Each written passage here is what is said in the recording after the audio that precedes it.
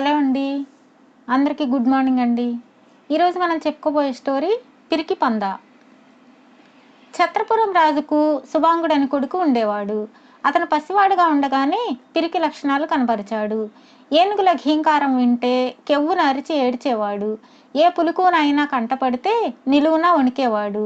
అతని పిరికితనం చూసి కొందరు ఇతను పెద్దవాడై రాజ్యం ఎలా ఏలుతాడు, శత్రువులతో ఎలా పోరుతాడు అనేవారు.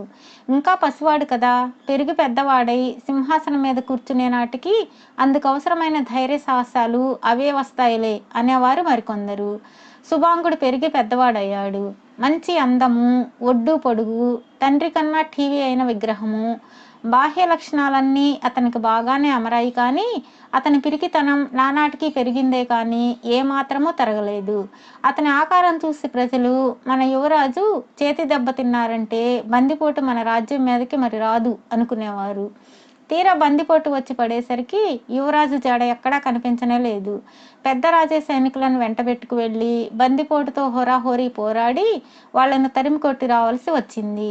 అటు తర్వాత సుబాంగుడు ఎక్కడి నుంచో ఊడిపడి తాను వేటకు వెళ్ళానని, సింహాలతో హోరాహోరీ పోరాడి వచ్చానని ప్రగల్భాలు పలికాడు. అయినా అతని మాటలు ఎవరూ నమ్మలేదు. అందరూ అతన్ని పిరికి పంద అని పిలవసాగారు. అతనికి రాజభవనంలో ఆవగింజంత మర్యాద కూడా లేకుండా పోయింది. ఈ విధంగా అందరి అవమానాలను సహిస్తూ ఉండలేక ఒకరోజు సుబాంగుడు మంచి గుర్రాన్ని అశ్వశాల నుంచి తీసుకుని దానిపై ఎక్కి తాను ఎవరో తెలియని దేశంలో పరువుగా బతుకుదామని దేశం విడిచి వెళ్ళిపోయాడు. చివరకు అతను అస్తగిరి అనే నగరానికి చేరుకున్నాడు. అతను గుర్రం మీద రాజవీధి వెంబడి వస్తూ ఉండగా అస్తగిరి రాజకుమార్తె చారుమతి అంతఃపుర గవాక్షం నుంచి చూసి, ఆ వచ్చేవాడు ఏ దేవలోకం నుంచో దిగి వచ్చిన ఇంద్రుడిలా ఉన్నాడు కానీ మామూలు మనిషిలాగా లేడు, అతనెవరో తెలుసుకురండి అని పరిచారకులను పంపింది. చారుమతి స్వయంగా చాలా అందగత్తె కావడమే కాక మంచి టీవీ బారు గల మనిషి. ఆమె సుబాంగుడు లాంటి వ్యక్తిని ఎన్నడూ చూసి ఉండలేదు. పరిచారకులు తిరిగి వచ్చి, దేవి, మీరు చూసిన వ్యక్తి ఛత్రపురం రాజుగారి ఏకపుత్రుడు అని చెప్పారు. చారుమతి వెంటనే తన తండ్రి వద్దకు పోయి ఛత్రపురం రాజకుమారుణ్ణి సగౌరవంగా ఆహ్వానించి అతిథి సత్కారాలు చెయ్యమని, తాను అతని భార్య కావాలని నిర్ణయించుకున్నానని చెప్పింది. అస్తగిరి రాజు పరమానంద భరితుడై సుబాంగుడిని ఆహ్వానించి అతనికి తన కుమార్తెను పరిచయం చేసి శుభాంగుడికి చారుమతి పైన అనురాగం ఏర్పడినట్లు తెలుసుకుని ఆ ఇద్దరికి వివాహం చేశాడు. ఛత్రపురానికి ఉన్నట్లే అస్తగిరికి కూడా బందిపోటు బెడద ఉన్నది. సుబాంగుడికి వివాహమైన కొద్ది రోజులకే అస్తగిరి నగరం పరిసరాలలో బందిపోటు దొంగలు వచ్చిపడి గ్రామాలు తగలబెట్టి పశువులను తోలుకుపోసాగారు. చారుమతి తన భర్త మీద అంతులేని నమ్మకం పెట్టుకుని, మీరు వెంటనే బయలుదేరి బందిపోటుకు గట్టిగా బుద్ధి చెప్పిరండి, మన సైనికులు సిద్ధమవుతున్నారు, ఇదిగో మీ కవచం, ఇవిగో మీ ఆయుధాలు అన్నది. సుబాంగుడు వెలవెలపోతూ, నాకు ఇలాంటి మాటలు చెప్పకు, బందిపోటుతో నేను యుద్ధం చేయడం ఏమిటి, గాయాలు తగులుతాయి, ప్రాణం పోవచ్చు కూడా, నాకు కొట్లాటలంటే చెడ్డ భయం అన్నాడు. చారుమతి నిర్ఘాంతపోయింది. అతనంత పిరికివాడని ఆమెకి అప్పటిదాకా అనుమానమైనా లేదు. అతని హాస్యానికి అలా అంటున్నాడేమో అనుకుందామన్నా అతని ముఖంలో చచ్చే భయం కనిపిస్తూ ఉన్నది. ఆమె అతన్ని ఏమీ అనక తానే ఆపాదమస్తకము కవచం ధరించి కత్తి బల్లెము చేతబట్టి బయటకు పరిగెత్తింది. తన భర్త కోసం వేచి ఉన్న గుర్రం మీదకి లంఘించి ఆమె గుర్రాన్ని దౌడు తీయించింది. యుద్ధానికి బయలుదేరడానికి సిద్ధంగా ఉన్న సైనికులు ఆమెను అనుసరించారు. బందిపోటుతో కొద్ది పోరాటం జరిగింది. కొందరు చావగా మిగిలిన వారు పారిపోయారు. వాళ్ళు పట్టుకున్న పశువుల మందలు దొరికాయి. చారుమతి తన సైనికులతో సహా తిరిగి వచ్చింది. నగరంలో వారంతా బందిపోటుతో పోరినది రాజుగారి అల్లుడే అనుకొని అతన్ని చూసి అభినందించడానికి రాజభవనం దగ్గర గుమికూడారు.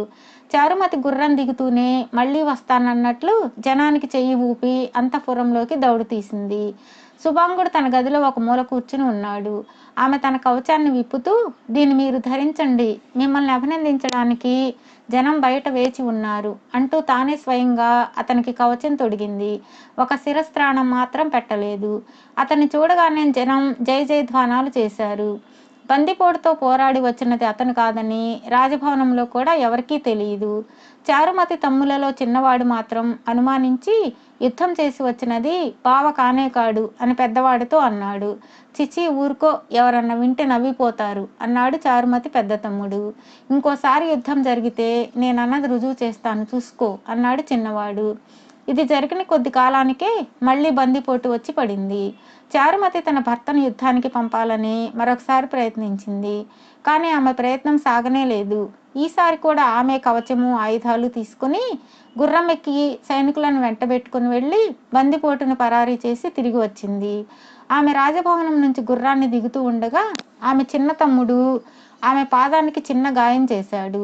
అది గమనించకుండానే ఆమె లోపలికి వెళ్ళిపోయి తన కవచం విప్పి భర్తకిస్తూ తన పాదానికి అయిన గాయాన్ని చూసుకుని మీ కాలికి కూడా గాయం చేసుకోండి, లేకపోతే అందరూ నిజం తెలుసుకుంటారు అన్నది.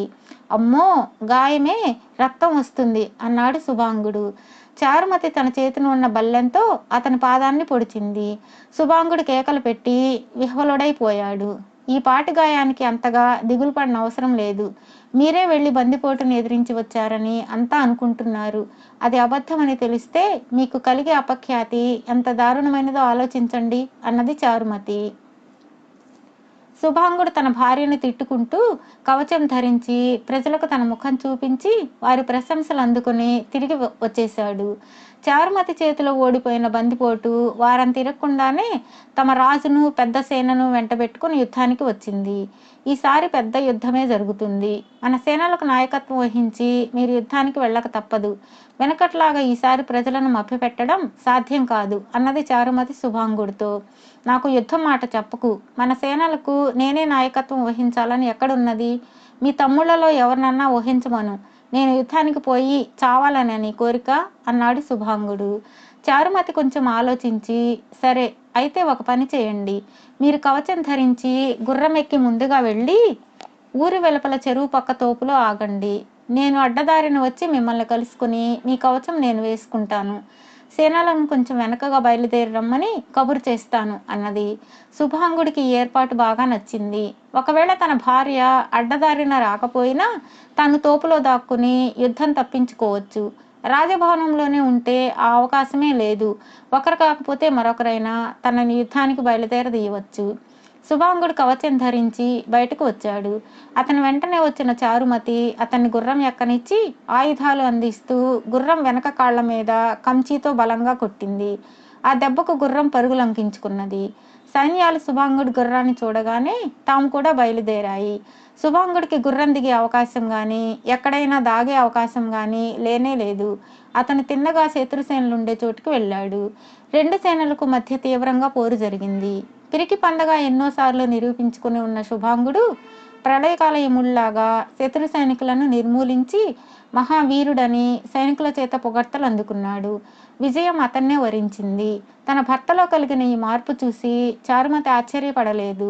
అతను భయపడుతూ వచ్చినది భయాన్ని తలుచుకునే కానీ అపాయాన్ని గురించి కాదని ఆమె అదివరకే గ్రహించింది.